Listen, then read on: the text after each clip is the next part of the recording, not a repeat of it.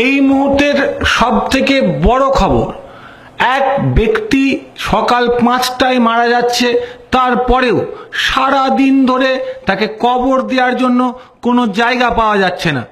এই ঘটনা আমরা পরে আসবো। তার আগে যে ঘটনা বলবো, যে আরামবাগ শহর থেকে বন্যার জল কমে গেলেও আরামবাগ মহকুমা এখনো এক প্রকার একাধিক ব্লক জলের তলায়। এর পরেও মহকুমা প্রশাসন থেকে রাজ্য প্রশাসন কোনো জায়গা থেকে আরামবাগ মহকুমাকে বন্যা কবলিত বলে ঘোষণা করা হয়নি বলে জানা যাচ্ছে। কিন্তু প্রশ্ন উঠছে, যেখানে একাধিক ব্লক জলের তলায়, প্রায় যোগাযোগ বিচ্ছিন্ন হয়ে পড়েছে খানাকুলের বিস্তীর্ণ এলাকা, যেখানে না আছে নেটওয়ার্ক, না যাচ্ছে ত্রাণ সামগ্রী, না যাচ্ছে পানীয় জল। আমাদের রিপোর্টার তুহিন সামন্ত গতকাল থেকে এক প্রকার জলবন্দী অবস্থায় কাটিয়েছেন খানাকুলে।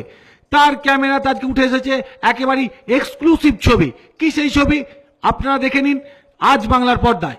আজ সকাল 5টা নাগাদ খানাকুল 1 নম্বর অঞ্চলের বালিপুর, খানাকুল 1 নম্বর ব্লকের বালিপুর অঞ্চল, সেখানে শেখ আজিজুল 31 বছর বয়সী এক যুবক ক্যান্সারে আক্রান্ত হয়ে মারা যাচ্ছেন।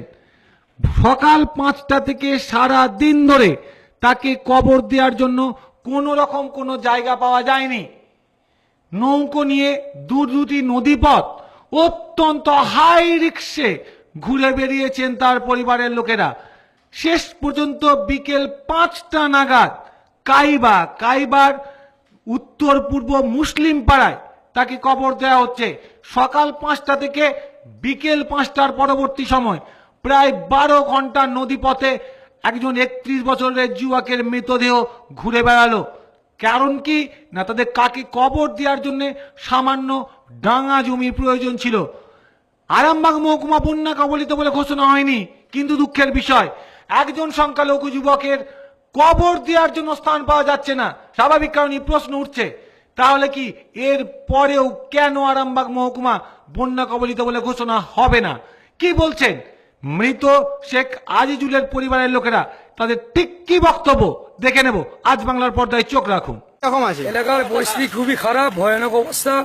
একটা মানুষ মারা গেছে, তার নাম শেখ আজিজুল, বালিপুর গ্রামে বাড়ি। আমরা উদ্ন থেকে হয়ে তাকে তাঁতশালে দিয়েছি।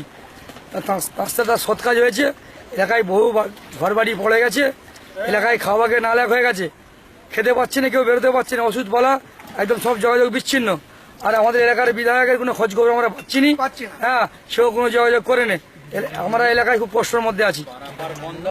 ক্যান্সার হয়েছিল, ক্যান্সারে আক্রান্ত ছিল। কবে মারা গেছে? আজকে সকালে। তো কোথায় বাড়ি আপনাদের? উদনা গ্রামে। তো ওখান থেকে এইদিকে ওখান থেকে বলতে ওখানে মাটি দেওয়ার কোনো জায়গা নেই, এক গলা জল কোনো জায়গা চেষ্টা করছিল, সেই জন্য হয়নি বলে এখানে আসতে হচ্ছে। আপনারা শুনলেন শেখ আজিজুলের পরিবার সরাসরি একটা মন্তব্যই করছে, যে তাদের কবর দেওয়ার মতো কোনো স্থলাভূমি ছিল না। সে তাহলে এটা ধরে নেওয়াই যায় খানাকুলের বিস্তীর্ণ এলাকা জলমগ্ন। কতটা জলমগ্ন না, 12 ঘন্টা ধরে নদীপথে যাতায়াত থেকে তার প্রমাণ কতটা জলমগ্ন। এছাড়া আমাদের তুহিনের ক্যামেরাতে উঠে এসেছে আরো একাধিক এক্সক্লুসিভ ছবি, যেখানে দেখা যাচ্ছে ত্রাণ আছে, পর্যাপ্ত ত্রাণ বিডিও অফিস বা সরকারি দপ্তরগুলোতে আছে, কিন্তু সেই ত্রাণ বন্যা দুর্গতদের কাছে পৌঁছে দেওয়ার মতো পরিকাঠামো নেই। এই রকম হাই রিস্ক জোন, একাধিক নৌকাডুবি, মানুষ মারা যাচ্ছে, নিখোঁজ হচ্ছে, তারপরেও প্রশাসন এখনো আরামবাগ মহকুমাকে বন্যা কবলিত বলে ঘোষণা করছে না কেন? উঠছে প্রশ্ন। দেখা যাক আগামী দিন আরো নানান এক্সক্লুসিভ ছবি নিয়ে আসবে কেবলমাত্র আজ বাংলা। আপনারা দেখুন এবং আমরাও দেখতে চাই শেষ পর্যন্ত আর কতটা বিপর্যয় নেমে এলে, আর মানুষ কতটা অসহায় হলে একটা মানুষের মৃতদেহ কবর দেওয়া যাচ্ছে না, হয়তো দেখা যাবে শ্মশানে পোড়ানোর অবস্থা নেই। এর পরেও কেন ঘোষণা করা হবে না যে আরামবাগ মহকুমা বন্যা কবলিত? আমরা দেখতে চাই শেষ পর্যন্ত কি পরিস্থিতি হয় এই বন্যা নিয়ে। নাকি শুধু নেতা মন্ত্রীরা আসেন, তারা বন্যা পরিদর্শন করেন, আবার বাড়ি ফিরে যান, নাকি দুর্গতদের জন্য সত্যি সত্যি বড় ধরনের প্যাকেজ নিয়ে বড় কিছু নিয়ে আসে? এই জন্য চোখ রাখতে হবে আপনাদের আজ বাংলার পর্দায়। সঙ্গে থাকুন।